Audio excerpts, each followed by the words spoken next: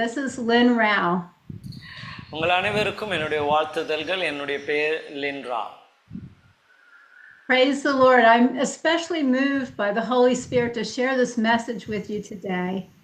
நான் உண்மையாக தேவ ஆவியானவராலே நடத்தப்பட்டு இந்த செய்தியை உங்களுக்கு சொல்ல வேண்டும் என்று தேவ ஆவியானவராலே நடத்தப்படுகிறேன்.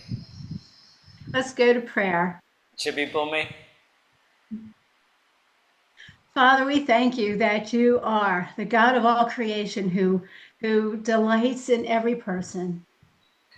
ஆண்டவரே, நீர் மிகவும் நல்ல தேவன், எல்லா மனிதர்களிலும் பிரியப்படுகிறவராய் இருக்கிறபடியால் நன்றி செலுத்துகிறோம்.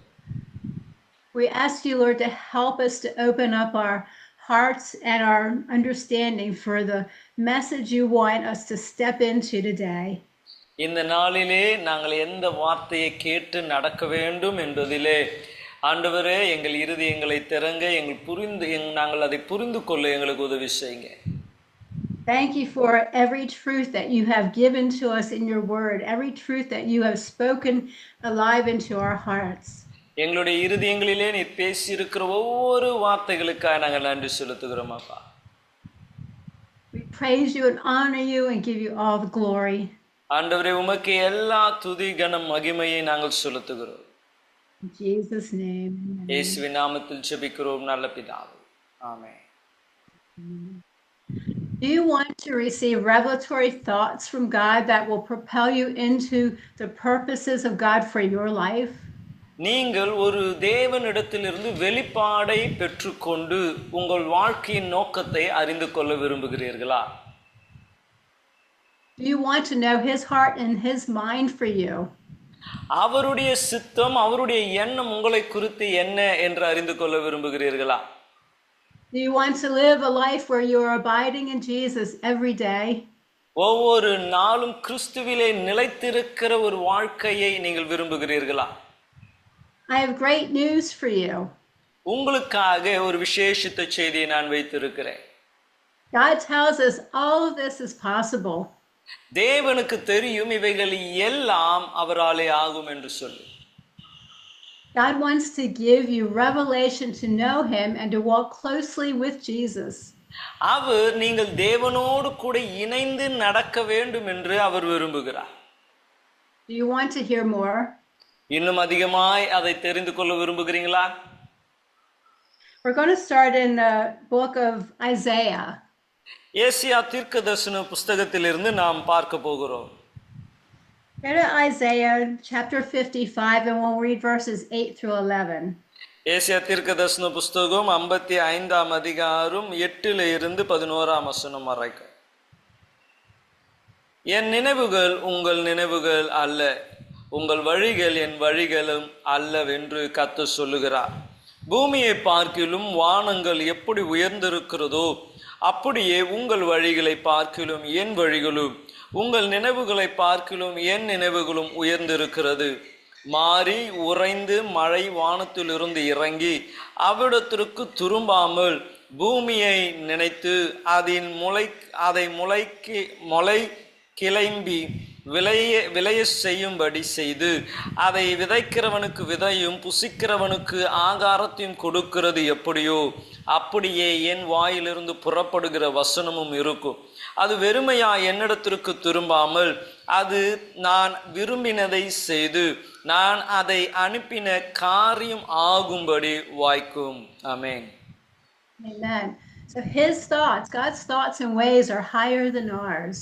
தேவனுடைய எண்ணங்களும் தேவனுடைய சிந்தனைகளும் நம்மை காட்டிலும் மேலானதாய் இருக்கிறது. And just as the rain waters the earth, so shall his word that goes forth from his mouth.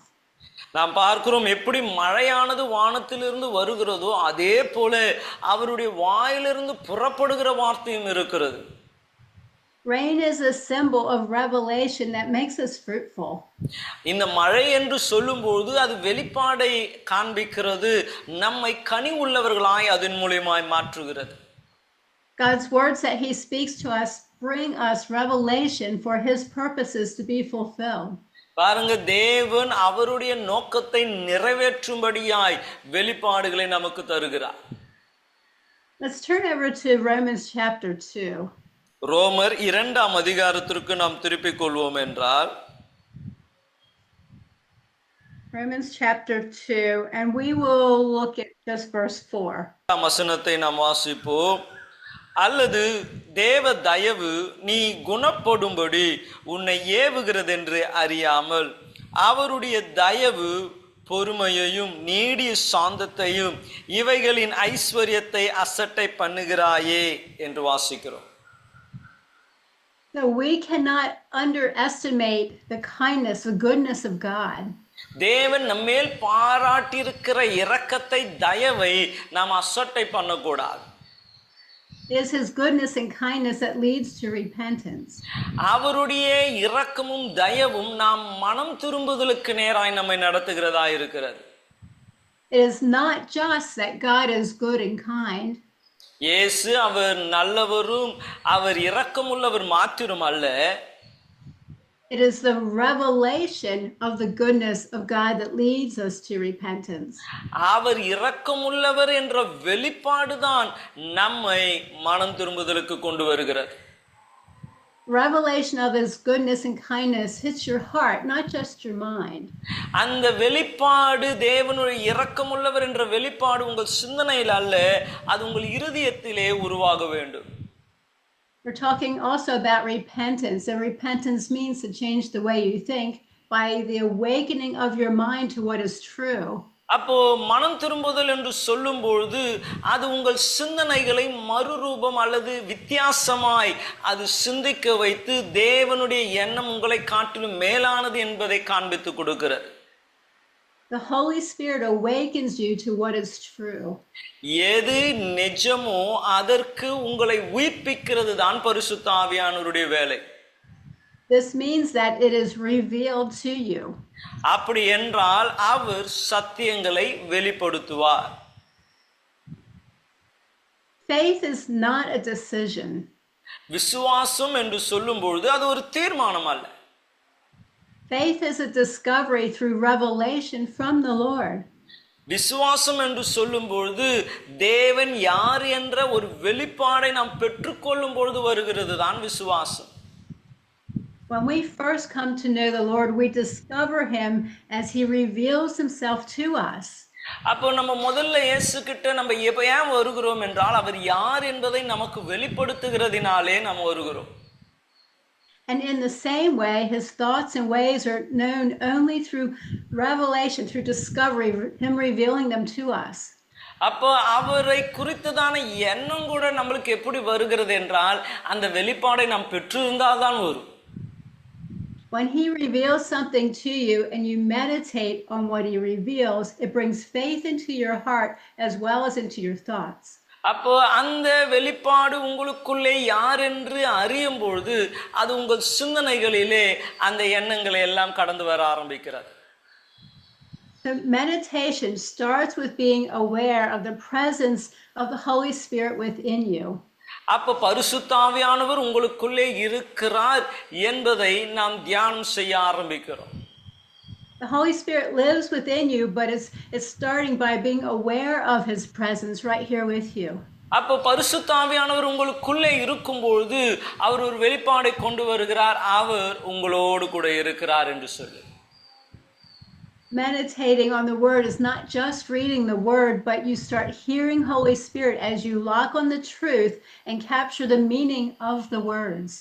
அப்போ பரிசுத்த ஆவியானவர் உங்கள் கூட இருக்கும்போது வெறும் வேத வாக்கியங்களை வாசிப்பது மாத்திரமல்ல, அந்த வார்த்தையினுடைய வெளிப்பாட்டையும் நாம் பெற்றுக்கொள்கிறோம்.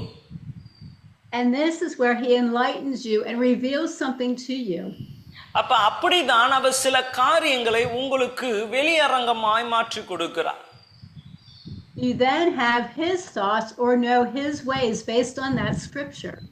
அப்ப அவருடைய எண்ணம் என்ன உங்களை குறித்து என்று அந்த வேதத்தின் அடிப்படையிலே நீங்கள் கற்றுக்கொள்கிறீர்கள். God's word is written, but the truth of it is revealed in the relationship you have with the Holy Spirit. அப்போ தேவனுடைய வார்த்தை அவைகளை வெளிப்படுத்தினாலும் தேவனோடு கூட இருக்கிற அந்த உறவு பரிசுத்த ஆவியானவர் மூலமாய் அதை உங்களுக்கு நிஜமாய் மாற்றி கொடுக்கிறது. For the Holy Spirit is the one who reveals all truth. காரணம் பரிசுத்த ஆவியானவர் தான் நம்மை சகல சத்தியங்களிலும் நடத்துகிறவராய் இருக்கிறார். God tells us in Isaiah what we just read, that the word that he speaks to you will not be unfruitful. அப்ப தேவன் ஏசியாவிலே நம்ம வாசித்தோம் பாருங்க, அவர் நம்மோடு கூட பேசின ஒரு வார்த்தையும் வீணாய் போகாது என்று நமக்கு காண்பித்து கொடுத்திருக்கிறார். It will accomplish what he desires. அவர் என்ன ஆசைப்படுகிறாரோ அதை அந்த வார்த்தை நிறைவேற்றும். What he says to you performs his purpose. அப்ப அவர் சொல்லும்போது உங்கள் வாழ்க்கையில் அவருடைய நோக்கம் நிறைவாய் மாறும். This is why we need to sit with him with an open heart as you read his word. ஆகவேதான் அவரோடு கூட நம்ம உட்கார்ந்து திறந்த இருதயத்தோடு அவரோடு நாம் பேச வேண்டும். As he reveals things to you and you meditate on what he reveals, it changes you. அப்ப அவரோடு கூட நீங்க உட்கார்ந்து இந்த வார்த்தைகளை தியானம் பண்ணும்போது அவைகள் உங்கள் வாழ்க்கையை மாற்றக்கூடியதா இருக்கிறது. And faith in what he says changes your heart, your thoughts, and your ways. அப்ப அவர் உங்களை குறித்து என்ன சொல்லுகிறாரோ அது உங்கள் சிந்தனை, உங்கள் யோசனை, உங்கள் வாழ்க்கை முறையை கூட மாற்றக்கூடியதா இருக்கிறது. Then you start believing and thinking like God with the mind of Christ. அப்பொழுது நீங்கள் தேவனை போலவே சிந்திக்க ஆரம்பிப்பீர்கள். என தேவ சிந்தை உடையவர்களாய் நீங்கள் இருப்பீங்க. Let's turn over to 1 Corinthians chapter 2. 1 கொரிந்தியர் 2ஆம் அதிகாரத்திற்கு நாம் திருப்பிக் கொள்வோம். Chapter 2, and we'll read verse 16. அதிலே 16ஆம் வசனத்தை நாம் வாசிப்போம். கர்த்தருக்கு போதிக்கத்தக்க அவருடைய சிந்தனையை அறிந்தவன் யார்? எங்களுக்கோ கிறிஸ்துவின் சிந்தை உண்டாயிருக்கிறது. Amen. So the Apostle Paul is talking to the Corinthians and telling them this. அப்ப அப்போஸ்தலனாகிய பவுல் கொரிந்து சபையோடு கூட பேசி அவர் இவைகளை சொல்லுகிறார். The mind of Christ is the thoughts that the Holy Spirit reveals to you. அப்போ சிந்தனையானது பரிசுத்த ஆவியானவர் அவருடைய நோக்கத்தை வெளிப்படுத்துகிறதா இருக்கிறது. As we more and more think how Christ thinks, we become more and more like him. அப்ப நம்ம இயேசு சிந்திக்கிறதை போல சிந்திக்க சிந்திக்க அவரை போலவே நாம் மாற்றப்படுகிறோம். As we embrace all that he reveals to us, we will be bold and courageous to speak what he says and do what he shows us. அப்ப நமக்கு அவர் காண்பிக்கிறதை செய்யவும் அவர் சொல்லுகிறபடி வாழவும் நமக்குள்ளே ஒரு தைரியம் உண்டாகிறது. Jesus tells us to seek him and to call upon him. தேவன் சொல்லுகிறார், என்னை தேடுங்க, என்னை நோக்கி கூப்பிடுங்க என்று சொல்லுகிறார். He wants to be found by you. உங்களாலே அவர் அறியப்படும்படி விரும்புகிறார். Jesus makes himself approachable. அப்ப பாருங்க, தேவன் அவர் கண்டுபிடிக்கத்தக்கவராய் அவர் காணப்படுகிறார். The Holy Spirit wants to reveal him to you more and more. பரிசுத்த ஆவியானவர் இன்னும் அதிகமாக இயேசுவை உங்களுக்கு வெளிப்படுத்த விரும்புகிறார். He wants you to know his thoughts and his ways. அவருடைய சிந்தையும் அவருடைய வழியையும் நீங்கள் அறிந்து கொள்ள வேண்டும் என்று அவர் விரும்புகிறார். And this is how you are transformed more and more like him. அப்போதான் நீங்கள் அவரை போல அதிகமாய் மறுரூபமாக்கப்படுவீர்கள். In Romans, we're told to be transformed by the renewing of your mind. ரோமர்லே நம்ம வாசிக்கிறோம், நம்மளுடைய சிந்தை புதிதாகிறதினாலே மறுரூபமாக்கப்படுகிறோம் என்று சொல்லி. You have to be responsible for renewing your mind. உங்கள் சிந்தை மறுரூபம் ஆக்கப்படணும்னா அதற்கு நீங்க தான் காரணமாக இருக்கணும். And you renew your mind by seeking the Lord, reading his word and meditating on it. அப்ப நீங்க அவருடைய வார்த்தையை தேடி வாசித்து அதை தியானம் பண்ணும்போது உங்கள் சிந்தை புதுப்பிக்கப்படும். And tuning into the Holy Spirit revealing his thoughts. பரிசுத்த ஆவியானவர் சொல்லுகிறதை கேட்க உங்களை நீங்கள் அலைசரிப்படுத்திக் கொள்ள வேண்டும். He will do an exchange. He will exchange how you think with how Jesus thinks. நீங்க எப்படி யோசிக்கிறீங்க, இயேசு எப்படி யோசிக்கிறார் என்பதை அந்த ஆவியானவர் அவர் சரி கொண்டு வருவார். This is how we get the mind of Christ. இப்படி எல்லாம் தான் நமக்கு இயேசுவினுடைய சிந்தை உடையவர்களாய் இருப்போம். Embrace the revelations he gives you wholeheartedly. தேவன் உங்களுக்கு கொடுத்திருக்கிற அந்த சிந்தையை மனப்பூர்வமாய் ஏற்றுக்கொள்ளுங்க. You are being transformed by the revelations that you receive, meditate on, and embrace. தேவன் உங்களுக்கு கொடுக்கிற அந்த வெளிப்பாட்டை நீங்கள் தியானம் பண்ணி அதை உங்களுக்குரியதாய் நீங்கள் மாற்றிக்கொள்ள வேண்டும்.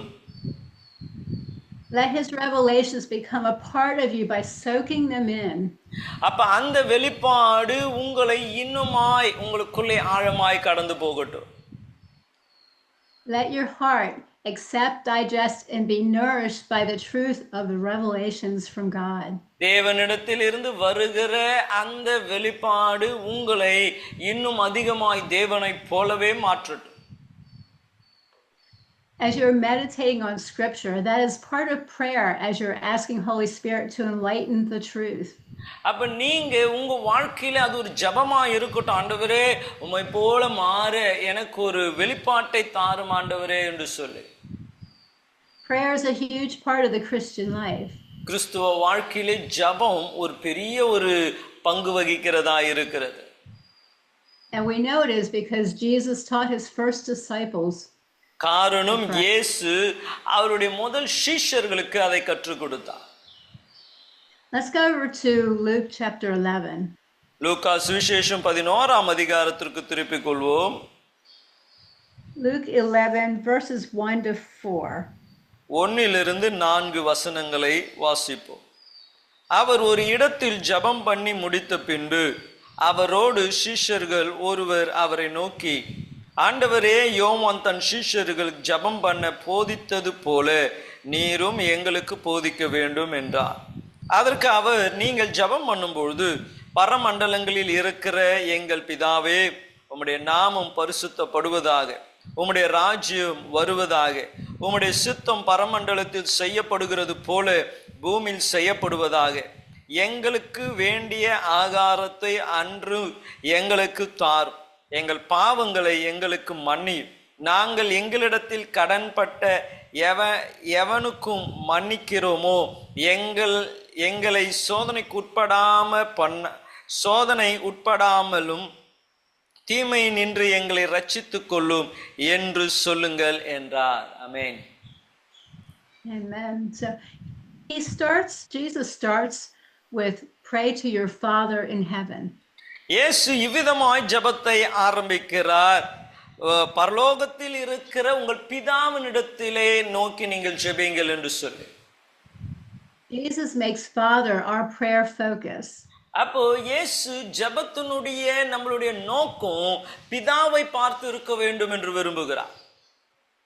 Prayer is much more than talking to Father God. ஜெபம் பிதாவை நோக்கி வெறும் வேண்டுதல் செய்கிறதுக்கு மிஞ்சினதாக இருக்கிறது. It is receiving revelation by hearing his thoughts and his heart, to know him and to know how to follow Jesus. இயேசு யார் என்று அவரை பின்பற்ற அவருடைய சிந்தனைகளை அறிந்து கொள்ளத்தக்கதாய் இந்த ஜெபம் நமக்கு வெளிப்பாடுகளை கொண்டு வருகிறதாய், அவர் நம்மோடு கூட பேச காரணமானதாய் இருக்கிறது.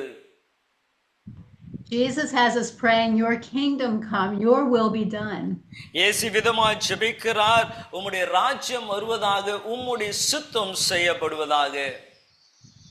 When we pray this, Jesus is also expecting us to be a partner with him in seeing his kingdom and will being done here on earth. அப்ப நம்ம ஜெபிக்கும் பொழுது நாம் இயேசுவோடு கூட இணைந்து அவருடைய ராஜ்யம் பூமியிலே வருவதற்கு செயல்பட வேண்டும் என்று விரும்புகிறார். Let me describe this to you. இதை நான் உங்களுக்கு விளக்குகிறேன். Jesus commissioned his first disciples in Matthew 10. மத்தேயு சுவிசேஷம் 10ஆம் அதிகாரத்திலே அவருடைய சீஷர்களுக்கு இயேசு இவ்விதமாய் கட்டளையிடுகிறார். We're not going to read this, but he commissioned them to declare the kingdom of God has come.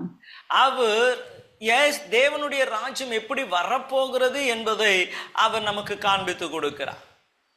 And to heal the sick and cleanse the lepers, raise the dead and cast out demons. அப்ப அவர் என்ன சொல்றாரு என்றால், நீங்கள் வியாதிகளை சுகமாக்குங்கள், மரித்தோரை உயிரோடு எழுப்புங்கள், குஷ்டரோகிகளை சுஸ்தப்படுத்துங்கள், பிசாசுகளை துரத்துங்கள் என்று சொல்லுகிறார். And then he commissioned 70 more of his disciples to heal the sick and announce God's kingdom is within everyone's reach. அப்ப பாருங்க, இன்னும் 70 பேருக்கு இதை சொல்லி அனுப்புகிறார். அப்ப இதன் மூலியமாய் அநேக தேவர் ராஜ்யத்தின் சுதந்திரவாளிகளாய் மாற வாய்ப்புகளை ஏற்படுத்துகிறார். And then he commissions all of us who are his disciples in Matthew 28. மத்தேயு சுவிசேஷம் 28ஆம் அதிகாரத்திலே அவரை பின்பற்றுகிற எல்லாருக்கும் அந்த ராஜ்யத்தினுடைய சுதந்திரவாளிகளாய் மாற அதிகாரத்தை பயன்படுத்த அவர்களுக்கு கிருபை கொடுக்கிறார். Let's turn to Matthew 28 and read verses 18 to 20. மத்தேயு சுவிசேஷம் 28ஆம் அதிகாரம் 18 இருந்து முடிவு வரைக்கும் நாம் வாசிப்போம். அப்பொழுது இயேசு சமீபத்தில் வந்து அவர்களை நோக்கி, வானத்திலும் பூமியிலும் சகல அதிகாரமும் எனக்கு கொடுக்கப்பட்டு இருக்கிறது. ஆகையால் நீங்கள் புறப்பட்டு போய் சகல ஜாதிகளையும் சீஷராக்கி பிதா குமாரன் பரிசுத்த ஆவியின் நாமத்தினால் அவர்களுக்கு ஞானஸ்தானம் கொடுத்து, நான் உங்களுக்கு கட்டளையிட்ட யாவையும் அவர்கள் கைக்கொள்ளும்படி அவர்களுக்கு உபதேசம் பண்ணுங்கள். இதோ உலகத்தின் முடிவு பரிந்தும் சகல நாட்களிலும் நான் உங்களோடு கூட இருக்கிறேன் என்றார். ஆமென். So Jesus said to his disciples to make disciples of all nations and teach them to do all that he commands themselves to do. அவர்கள் என்ன செய்ய வேண்டும் என்று அவர்களுக்கு இயேசு கட்டளையிட்டாரோ அதை அவர் சிஷ்யர்களாய் ஜனங்களை மாற்றி அவர்களுக்கு சொல்லிக் கொடுக்க வேண்டும் என்று கர்த்தர் கட்டளையிட்டார். This is about partnering with Jesus to bring his kingdom here to earth and his will being done through us. அப்ப இயேசுவோடு கூட இணைந்து தேவனுடைய ராஜ்யத்தை பூமிக்கு கொண்டு வரவும் அவருடைய சித்தத்தை நிறைவேற்றவும் இவைகளை நாம் செய்ய வேண்டும். He put his spirit inside of you and anoints you to announce his kingdom is here. இந்த தேவராஜ்யம் இங்கே இருக்கிறது என்று அறிவிக்கும்படியாய் அவருடைய ஆவியை உங்களுக்குள்ளே அவர் தந்திருக்கிறார். And to heal the sick and cast out demons and all that Jesus did when he was on earth. இயேசு பூமியில இருக்கும்போது வியாதிகளை சுகமாக்கி எல்லா பிசாசின் கிரியைகளையும் அவர் அழித்து போட்டார். He's told us to observe to do everything that he taught his first disciples. அவருடைய முதல் சீஷர்கள் என்னென்னலாம் செய்ய வேண்டும் என்று அவர்களுக்கு சொல்லிக் கொடுத்தாரோ அவைகளை நீங்களும் செய்ய வேண்டும் என்று அவர் எதிர்பார்க்கிறார். This is why our daily bread for every day is not talking about physical food. ஆகவே தான் அங்கே நம்ம ஜெபத்திலே வாசிக்கும் பொழுது அன்றன்று உள்ள அப்பம் என்று சொல்லும் பொழுது அது நாள்தோறும் நம்ம சாப்பிட வேண்டிய ஆகாரத்தை மாத்திரம் அது குறிக்கவில்லை. He tells us earlier in this chapter that man shall not live by physical bread alone, but by every word that proceeds from the mouth of God. இதே சுவிசேஷத்திலே நாம் வாசிக்கிறோம், அவர் சொல்லுகிறார், மனுஷன் அப்பத்தினால் மாத்திரம் பிழைப்பது இல்லை, என் வாயிலிருந்து புறப்படுகிற ஒவ்வொரு வார்த்தையினாலும் பிழைப்பான் என்று சொல்லுகிறார். This is why we need to hear him and discover with him the revelation he wants to share with us. அப்ப ஆகவேதான் நாம் அவரோடு கூட இணைந்து அவர் நமக்கு காண்பிக்கிற வெளிப்பாட்டை நாம் பெற்றுக்கொள்ள வேண்டும். It's from his voice. This is what we're talking about. We're reading the word and we're praying and we're hearing his voice as we're meditating on the scriptures. அப்ப நம்ம ஜெபம் பண்ணும்போது வேதம் வாசிக்கும் பொழுது அதை தியானம் பண்ணும்போது அவருடைய சத்தத்தை நாம் கேட்க ஆரம்பிப்போம். Let's go over to Luke chapter 12. லூக்கா சுவிசேஷம் 12ஆம் அதிகாரத்தை நாம் பார்ப்போம். லூக்கா சுவிசேஷம் 12ஆம் அதிகாரம். Luke chapter 12 and we'll read verses 22 and 23. 22-23 வசனத்தை நாம் வாசிப்போம். பின்னும் அவர் தம்முடைய சீஷர்களை நோக்கி, இப்படி இருக்கிறபடினால் எண்ணத்தை உண்போம் என்று உங்கள் ஜீவனுக்காகவும் எண்ணத்தை உடுப்போம் என்று உங்கள் சரீரத்திற்காகவும் கவலைப்படாதிருங்கள் என்று உங்களுக்கு சொல்லுகிறேன். ஆகாரத்தை பார்க்கிலும் ஜீவனும் உடையை பார்க்கிலும் சரீரம் விசேஷித்தமானவையாய் இருக்கிறது. ஆமென். Go down to verses 29 to 31 and read those two. 29 இருந்து 31 வசனம் வரைக்கும் வாசிக்க கேட்போம். ஆகையால் எண்ணத்தை உண்போம் எண்ணத்தை குடிப்போம் என்று நீங்கள் கேளாமலும் சந்தேகப்படாமலும் இருங்கள். இவைகள் எல்லாம் உலகத்தார் நாடி தேடுகிறார்கள். இவைகள் உங்களுக்கு வேண்டியது என்று உங்கள் பிதா அறிந்திருக்கிறார். தேவனுடைய ராஜ்யத்தை தேடுங்கள், அப்பொழுது இவைகள் எல்லாம் உங்களுக்கு கூட கொடுக்கப்படும். ஆமென். So your Father in heaven knows that you need these things. உங்க பரம பிதாக்கு தெரியும் இதையெல்லாம் உங்களுக்கு வேண்டும் என்று சொல்லி. But he tells us to seek first the kingdom of God, and then all these things will be given to you. ஆனால் அவர் சொல்லுகிறார், முதலாவது தேவனுடைய ராஜ்யத்தை தேடுங்க, அப்ப இவைகள் எல்லாம் உங்களுக்கு கூட கொடுக்கப்படும். Each day he will supply your needs as you seek him and his kingdom passionately above everything else. அப்ப ஒவ்வொரு நாளும் வாஞ்சையோடு தேவனுடைய ராஜ்யத்தை தேடும் பொழுது தேவன் உங்களுடைய தேவைகளை சந்திக்கிறவராயிருக்கிறார். He gives you everything that's in his kingdom with all of his promises. அவருடைய ராஜ்யத்திலே அவர் வாக்கு பண்ணியிருக்கிற எல்லாவற்றையும் நீங்கள் பெற்றுக்கொள்ளும்படி அவர் செய்வார். You might be so overwhelmed by your situation, but it's the Father's delight to give you himself and everything that he promises. அப்ப நீங்க ஒரு தகப்பன் பிள்ளைக்கு என்னென்னலாம் செய்ய விரும்புகிறாரோ அவைகளை எல்லாம் உங்களுக்கும் அவர் செய்வார். We must live by every word that proceeds from the mouth of God. தேவ வாயிலிருந்து புறப்படுகிற ஒவ்வொரு வார்த்தையினால் பிழைக்க கற்று இருக்க வேண்டும். This is why the Holy Spirit wants to give us revelation from the heart and mind of God. ஆகவேதான் தேவனுடைய இருதயத்திலே இருக்கிற எண்ணத்தையும் அவருடைய யோசனைகளையும் நமக்கு பரிசுத்த ஆவியானவர் வெளிப்படுத்த விரும்புகிறார். We cannot follow Jesus without hearing and seeing what the Father says and shows us. அப்போ பிதா என்ன சொல்லுகிறார் என்ன செய்கிறார் என்று நம்ம பார்க்காம நம்மால அதை செய்ய முடியாது. If you're listening to what the Holy Spirit reveals as you read God's word, தேவனுடைய வார்த்தையை வாசிக்கும் பொழுதுதான் தேவன் என்ன சொல்லுகிறார் என்ற வெளிப்பாடு உங்களுக்கு உண்டாகும். you will understand that the prayer, lead us not into temptation, does not mean that God tempts you in any way. அப்போ சோதனைக்கு உட்படாதபடிக்கு என்று சொல்லும்போது தேவன் நம்மை சோதனைக்கு உட்படுத்த மாட்டார் என்று நாம் அறிந்திருக்கிறோம். God does not tempt people. That's what the devil does. தேவன் ஒருவரையும் சோதிக்கிறவர் அல்ல, அது பிசாசு செய்கிற ஒரு காரியம். The Bible also tells us that God cannot be tempted by evil, nor does he tempt anyone.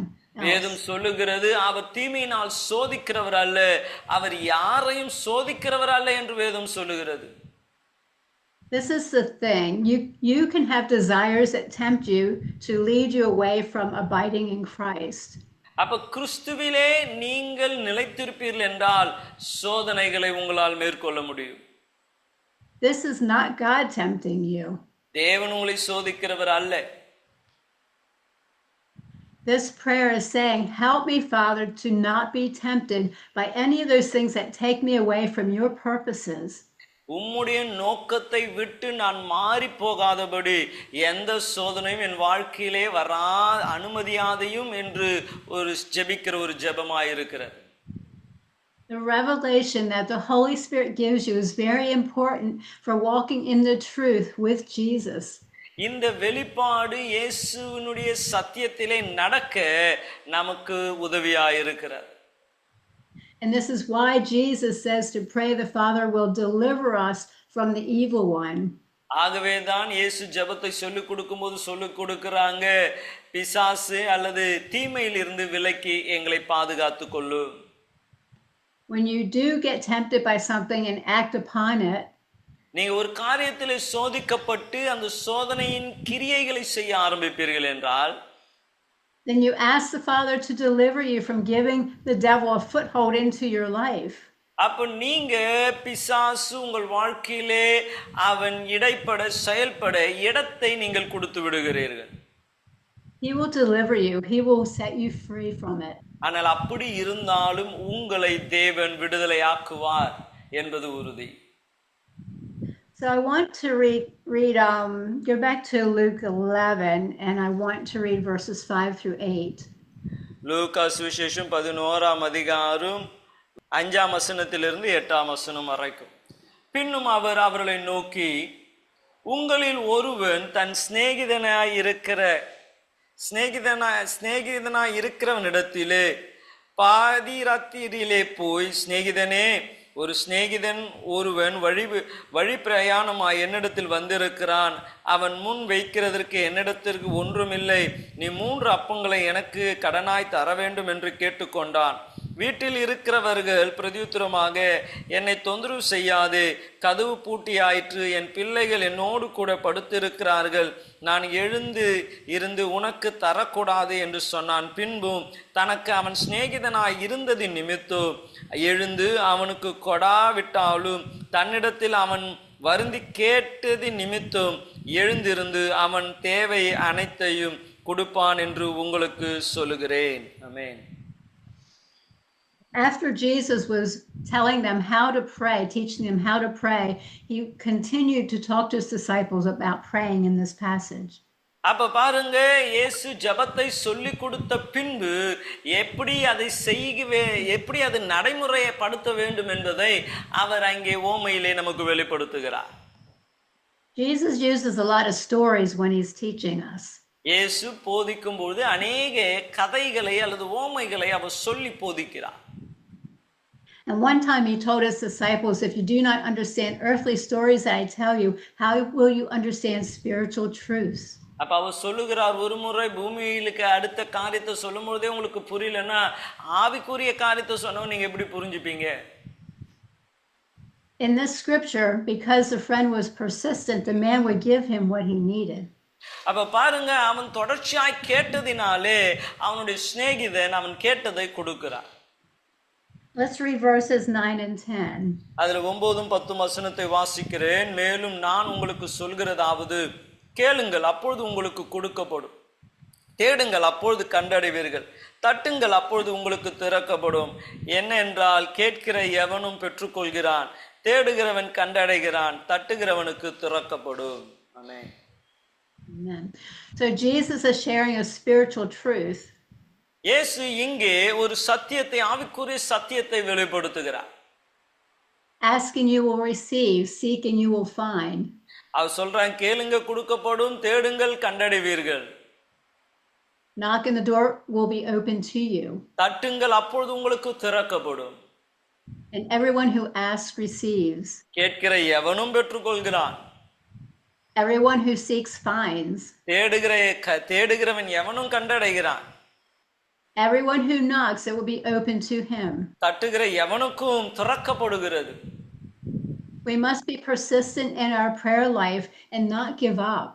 நம்மளுடைய ஜெப வாழ்க்கையிலும் நாம் விட்டு கொடுக்காமல் தொடர்ச்சியாய் ஜெபிக்க வேண்டும். Keep on being persuaded in your heart that what Jesus said he will do, he will do it. உங்கள் இருதயத்திலே அந்த ஒரு தைரியம் இருக்க வேண்டும். தேவன் சொன்னால் சொன்னதை நிறைவேற்றுவார் என்ற நம்பிக்கை இருக்க வேண்டும். God will give you what you need, such as your everyday provisions, but you must go after what you want. அப்போ தேவன் உங்களுடைய ஒவ்வொரு நாளுடைய தேவைகளையும் சந்திப்பாங்க. ஆனால் நீங்கள் விடாமல் அவரை தொடர்ச்சியாய் பிடித்துக் கொள்ள வேண்டும். Do you want to know him more? இன்னும் அதிகமாய் தேவனை அறிந்து கொள்ள விரும்புகிறீர்களா? Then passionately seek him and he will reveal himself to you. நீங்கள் வாஞ்சையாய் அவரை தேடுங்க, அவர் தம்மை உங்களுக்கு வெளிப்படுத்துவார். Expect to hear from him. அவரிடத்திலிருந்து பெற்றுக்கொள்ள எதிர்பார்ப்போடு கூட இருங்க. Believe that his heart is kind and his spirit lives in you. அவருடைய இருதயம் அது தயவு உள்ளதாகவும் அவருடைய ஆவி உங்களுக்குள்ளே வாசமாயிருக்கிறதையும் அறிந்து கொள்ளுங்க. God's thoughts and his ways are higher than ours. நாம் பார்க்கிறோம், தேவனுடைய எண்ணம் நம்மளுடைய எண்ணத்தை காட்டிலும் மேலானதாய் இருக்கிறது.